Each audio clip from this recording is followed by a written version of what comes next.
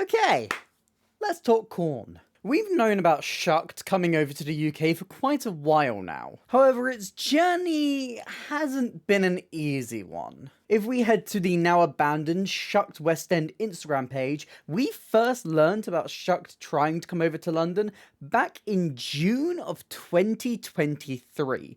That is almost 2 years ago, and obviously its initial plans of coming to London in 2024 didn't exactly pan out. After the show closed on Broadway, they quite quietly in a press release pushed it back to winter 2025. However, after so many delays, we have now managed to get Shucked. As the show has opened Drew McOnie's first season as artistic director at the Regents Park Open Air Theatre. Yes, we're getting Shucked outdoors. So, as someone who was watching the show from afar, what did I think of Shucked? And answer my two main questions. 1, does Shucked work outdoors? And 2, does the comedy land with a British audience?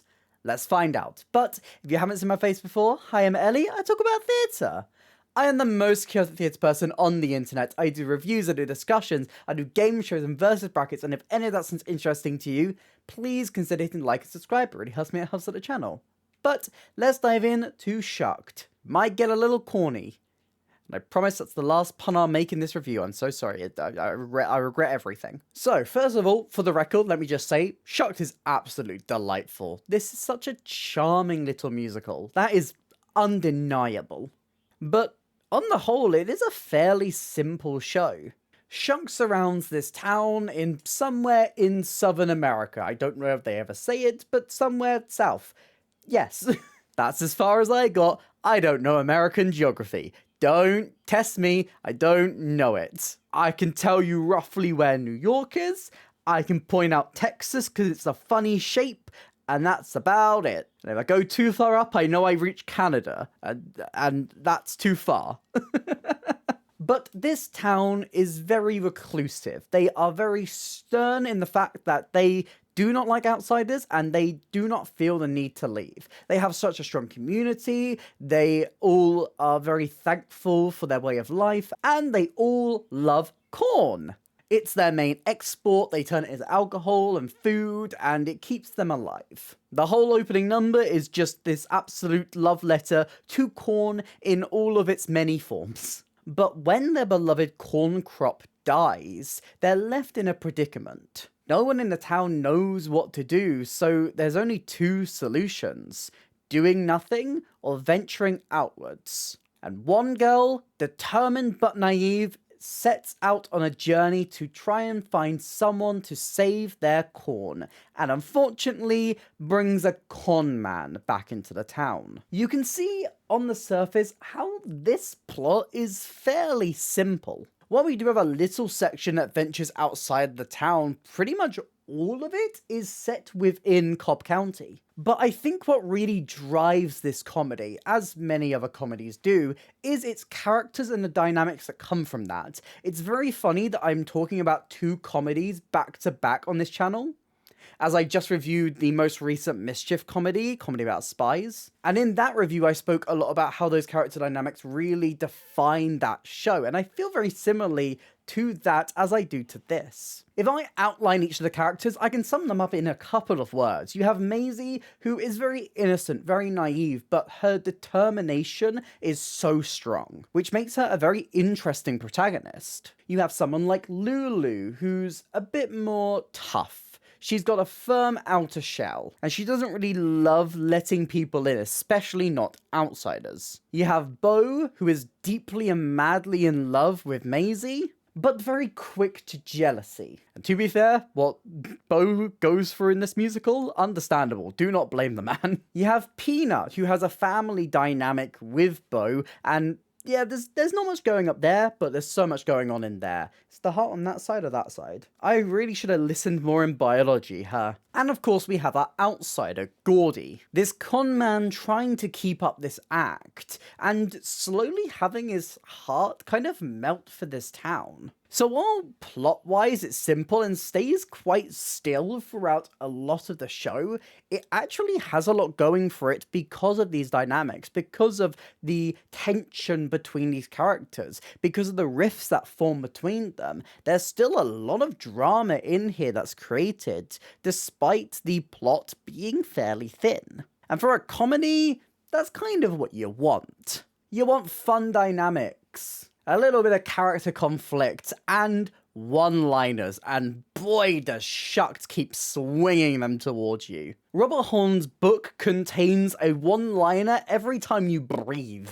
It's so quick and fast with the pace of these jokes that you barely even have a second to finish laughing at the first one before it throws another one your way. It's one-liners galore. It's a gazebo of one-liners. That's a really weird comparison, but I'm gonna go with it. An avalanche of one-liners. A cornfield of one-liners. I could see it possibly being a little bit much for some people who, you know, hate fun, but I think it's all in the delivery of these jokes and the pace of it that really endears you to this show. It loves a comparison joke and these moments where it plays with words, taking common phrases and playing with them and adding extra comedic value to every single line in the show. It delivers on a lot of shock value in moments and reactions and comments that you really aren't expecting that kind of pull the rug out from under you. And even delivers on a lot of physical comedy through Jack O'Brien's direction. And it's really impressive how the comedy feels like it constantly flows. It's really tightly written and tightly crafted structurally that it never feels overwhelming. The comedy complements this show. And what's more, I actually think it really helps to endear you to these characters. It allows a lot of them to show their personality through the types of jokes that they crack. Someone like Lulu has a lot of the jokes where they're comparing things to other things, which really helps to show off her intelligence and her status in this town. And then to contrast that, you have someone like Peanut, who isn't as intelligent, but is really sweet and is constantly thinking in his own way. His jokes come out a little bit slower, he takes his time with them. He's not as quick as someone like Lulu, but is equally as funny and equally as charming. It's a really clever touch from Robert Horn's book. And I think that's really necessary for this type of show to really endear you to these characters. Their wants and needs are simple and they're exaggerated in many different ways. But their struggles and their fears all feel genuine, which makes them really easy characters to root for. As well as this, you get an extra dynamic from the storytellers in this show. Now, I love a show where they have storytellers and narrators and actually fully commit to having the storytellers and narrators through the entire show. I've seen way too many shows try and have a narrator and then just forget that they're a narrator. Cough, cough, Great Gatsby the musical. Cough, cough. And the way that the storytellers are baked into Shucked, even through the plot of Shucked and the twists that they have towards the end, are really, really clever and really satisfying as well. They further cement a lot of the themes of the show about family and community and finding home wherever you are, as well as doubling up on the comedic value. I'll speak about the performances a little bit later as well, because these two performers, chef's kiss. But they allow the show to keep moving, they allow the pace to keep going and drop in these little comedic undertones every single time. And they're just as cute as the town folk as well. Oh my god. One of my favourite storyteller moments is when storyteller number 2 just walks on before a dance scene starts and just says it's his favourite number, so he's just gonna join in. That's just shucking adorable. I'm so sorry, it's shucking adorable. And I think at the end of the day, the comedy and the story and the characters of Shucked all just come together so naturally to create this story. This beautiful little story of this town. The ways that they grow and the ways that they develop and the ways that they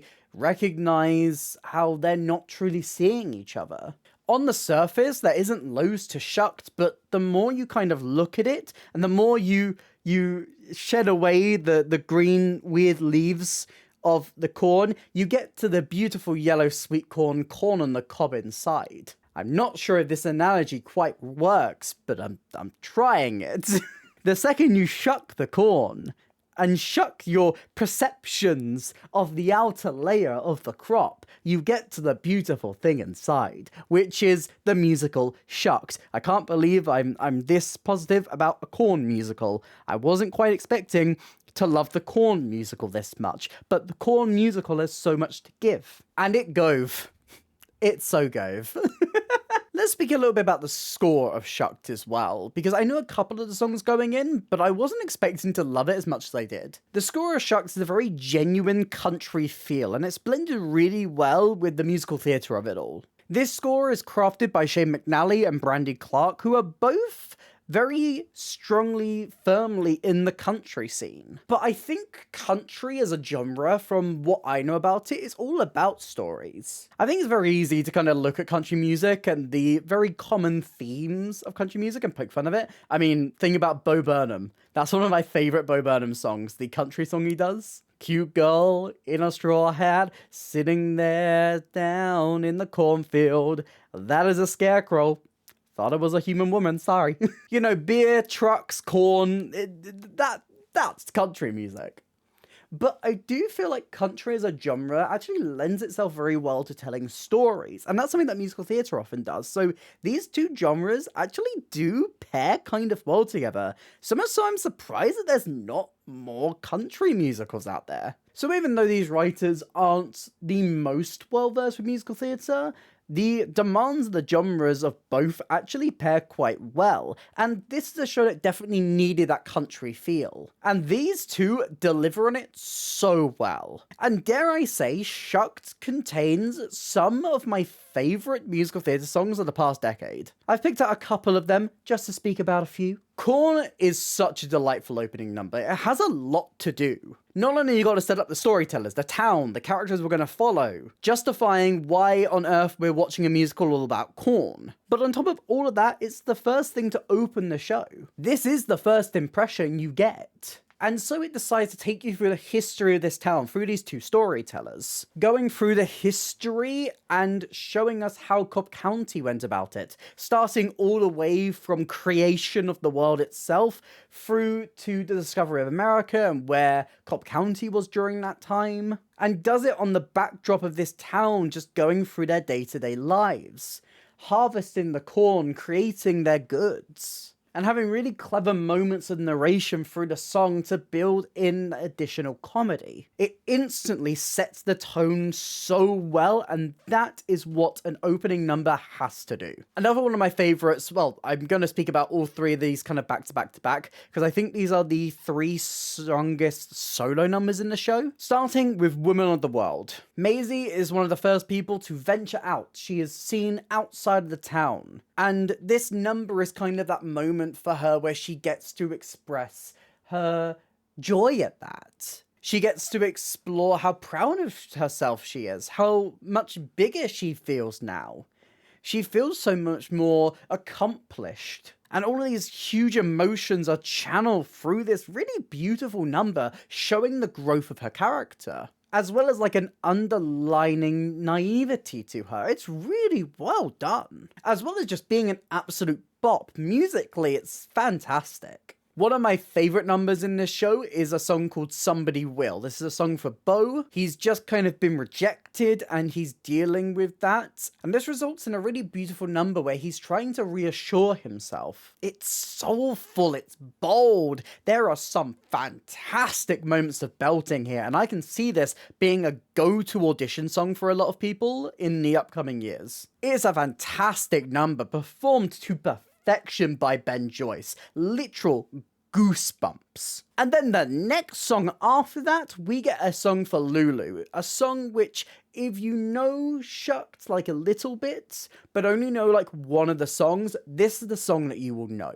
Independently Owned is one of my favourite music theatre songs of the past decade. It's just fantastic. The journey of that song is so fun to go on. It builds and builds and builds to that fantastic fast-paced climax where she's throwing out all of these huge words, again underlining Lulu's intelligence, and doing it with these fantastic belts. Oh my god, gorgeous. I think a song like Holy Shit is great at underlining the comedy of Shucked as well. And I really love how a song like I Do explores the character dynamics. But another one of my favourite songs that come in Act 2 is Best Man Win. This is peak mid-Act 2, big explosive ensemble dance number. You know, you've kind of hit the slump in Act 2, we're getting the drama starting to build, but we're just trying to put the final pieces into place, and at this point, you kind of need a big, flashy number to bring it all back. In the Heights has something like Carnaval de Barrio, but Shucked has Best Man Win. Oh my god, I'll speak about the staging of it a little bit later, because I need to speak on it. But musically, great work here. It's a really punchy number. And just for the record, this is the one that Storyteller 2 asked to join, and you know what? Cannot blame him. If I was there, if I was on that stage, I'd ask to join this number too. It's really, really good, okay? I really enjoyed it. It's one of my favourite songs in Shucked, and that's hard to say because I love all of these songs. If the strength of Shucked is its book, then the score does manage to give it a run for its money. Not only equally delivering on that comedy, but also doubling down and delivering some fantastic musical theatre songs full stop. Next, let's speak a little bit about the set and design of Shucked. Now, obviously, this is the Broadway production, but just put outside. This is the same set that was on Broadway. I'm not sure if there's many changes, if any, but honestly, this set looks like it was designed for Regent's Park Open Air Theatre. It looks like it was designed for this space, especially when the sun sets and they really get to play with the lighting as it shines through the top of the barn. Oh, it looks gorgeous. I think that's one of my favourite things about Regent's Park Open Air Theatre, just as a tangent. I love how you get two different designs for the set. You get to see it in the daylight and when they're not really playing with that, and then it changes the second that sun sets and you see so many different dynamics from the sets in this venue. I'm sorry. I just really like Regent's Park Open Air Theatre. I love open air theatre. We should go to more open air theatres. We need another one. I say that like there's only one open air theatre in the world. Or even in London. There's more. I should go to more. This barn looks stunning. It's kind of the leaning barn of Pisa, I guess. And all of this set kind of doubles down and commits to that idea. We have these set pieces that really feel like they blend into this space. Whether they be a front porch, whether they be the back of the truck, whether they be barrels and platforms, and they do a lot of really clever things with taking these long planks of wood and resting them on these barrels and moving them around to add extra heights and dynamics into this space. Really clever staging and design from these teams. And of course, there's corn. How could there not be corn? There's corn about everywhere. They're really clever with the placement of it. They kind of place it towards the side of each. They're really clever with the placement of the corn, and I don't know if this is a Broadway choice or just a choice when they were adapting it to this space, but it kind of starts at the end of the set and blends into the grass banks on each side of the stage, effectively allowing the space of Regent's Park Open Air Theatre to blend in building towards this actual barn, which is the centerpiece of the whole thing. That looks really great. Absolutely gorgeous design work here from Scott Pask. So much so, I never want to see it indoors again. That's a lie. Please bring Shucked back. I can't deal with the fact that this is only here for like 6 weeks. I need it back again. I'll take it indoors. Fine, I'll deal with it. We can have Shucked back. Please. Something else, however, I really want to highlight with this show is Sarah Oglibi's choreography, because it's so good. It's so good. Now, I'm not a choreography girly. I'm not a dancer, but I can appreciate good choreography. And Shucked is not the show I expected to have some of my favourite choreography of the season so far. But I think it's just the way that she kind of throws everything in and plays with it all. I mean, when else will you have the opportunity to do giant dances with corn? You're not going to get it anywhere else. It's only here, so it makes sense that we get it here. She throws everything to the wind. We get these really cool sequences where they have like these planks set up in front of them on a table and they're doing this really strict choreography.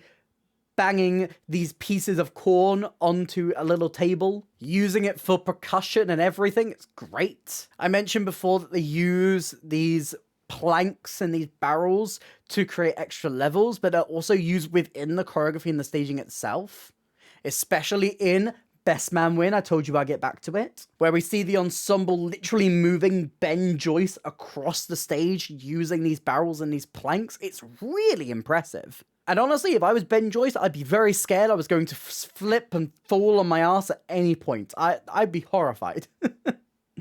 It's not exactly the most stable pieces of set, but they're doing incredible choreography and all of these things. It's so cleverly done, really matches the show well, and adds an additional spectacle I was not expecting from Shucked. And as well as this, Jack O'Brien's direction helps bring everything else to life. His choices in staging are really well thought out and really help to build upon all of these different dynamics. And just because I didn't know where to put this, one of my favorite jokes comes right at the end of Act 1. Something that clearly is an addition because of the fact that they are playing an open air theatre.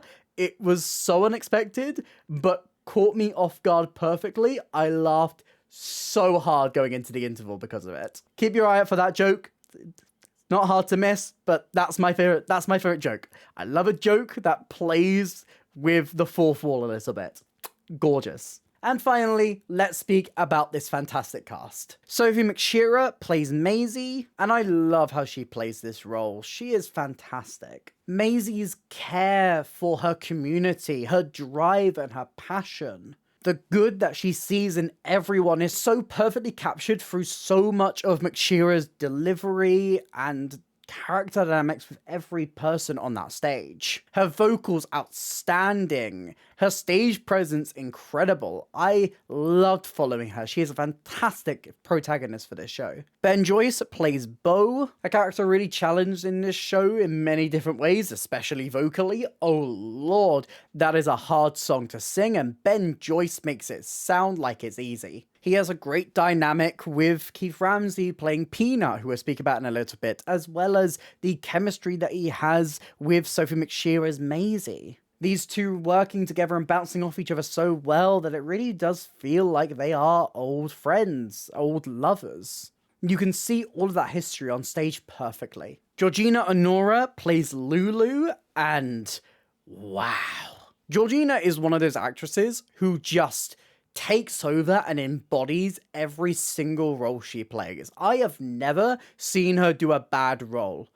I have never seen her even step a foot out of the line. She is one of our most impressive upcoming stars, and honestly, even calling her upcoming still feels wrong, because time and time and time after time, she keeps knocking it out of the park. And Lulu is no exception. This is a hell of a role. And every single time she steps onto that stage, you cannot take your eyes off of her. She is phenomenal. Hands down, phenomenal. Her rendition of Independently Owned is so strong, and is even so different to how Alex Newell portrayed it. She finds her own moments, she finds her own way of delivering it, and it's just as powerful in a completely different way. What a star. I am expecting Olivier nominations, and if she is snubbed, I will scream. Matthew Seaton Young plays Gordy. It took me a while to kind of fully grasp his character, but he has a really interesting dynamic to this show. He's instantly mistrusted by this town, and yeah, for good reason. But even behind his kind of seedy nature and his ulterior motives, you can kind of tell there's a lot about him that just kind of wants to be accepted. I think Seaton Young's performance really toes this line extremely well, really allowing us to get a more three-dimensional feel of this character. Keith Ramsey plays Peanut. This is my favourite character. Peanut is just so delightful. He's just kind of there.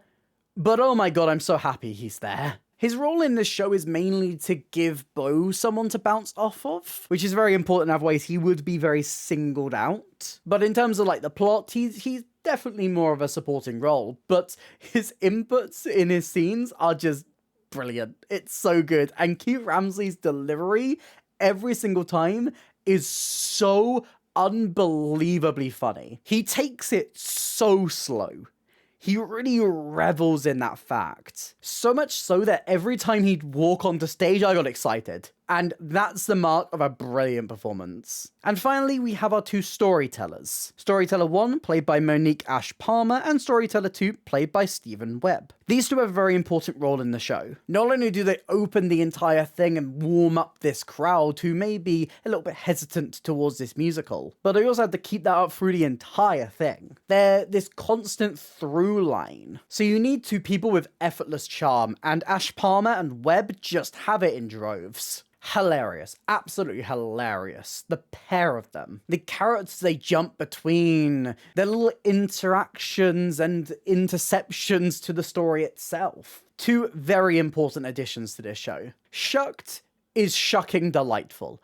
There is no other way to describe it than that. Its charm is completely and utterly evident through everything it does. This is one of my favourite musical comedies I've seen in a very long time, and it's kind of sad that it's only here for a couple of weeks at Regents Park Open Air Theatre. Please transfer it immediately. But nonetheless, I'm so glad that it's come here and to this space. It feels absolutely perfect. It's a no-brainer. And if this is just the start of Drew McOnie's tenure as the artistic director of Regents Park Open Air Theatre, I cannot wait to see what work he champions next. But what do you think? Have you seen Shucked in London? Did you see Shucked in New York? Let me know all your thoughts on this musical in the comments down below. If you did enjoy this video, please consider hitting like and subscribe. It really helps me out, helps out the channel. Here's some links to some other videos on screen right now and a link to my Instagram if you'd like to drop me a follow over there. I also have other social links and a merch store in the description down below. But that's it for me today, and I hope to see you next time.